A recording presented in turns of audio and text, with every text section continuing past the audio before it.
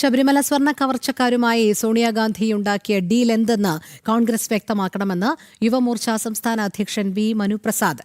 കള്ളക്കടത്തുകാർക്ക് സോണിയാഗാന്ധിയുമായുള്ള ബന്ധം എന്താണെന്ന് അറിയേണ്ടതുണ്ട്. വേണ്ടിവന്നാൽ സോണിയയുടെ ഡൽഹിയിലെ വസതിയിലേക്ക് മാർച്ച് നടത്തുമെന്നും മനുപ്രസാദ് കോട്ടയത്ത് പറഞ്ഞു. കോൺഗ്രസ് കൃത്യമായി ഇതിൽ പ്രതിക്കൂട്ടിലുണ്ട് എന്നുള്ളതാണ്. CPM-നെ പോലെ തന്നെ ഉത്തരവാദിത്തം കോൺഗ്രസിനുമുണ്ട്. ഇരു മുന്നണികളും നന്നായി ശബരിമലയെ ഒരു കറവപ്പശു കണക്കെ കണ്ട് അതിൻ്റെ സ്വർണ്ണം മുഴുവൻ കട്ടെടുത്ത് അവിടുത്തെ എല്ലാ അഴിമതികൾക്കും നേതൃത്വം കൊടുത്തു എന്നാണ് പുറത്തു വരുന്നത്. ഇന്ന് അടൂർ പ്രകാശിനെ ചോദ്യം ചെയ്യുന്ന സാഹചര്യമുണ്ടായി. ഇവിടുത്തെ മാധ്യമപ്രവർത്തകർ മുഴുവൻ അദ്ദേഹത്തെ കാണുന്ന സാഹചര്യമുണ്ടായി.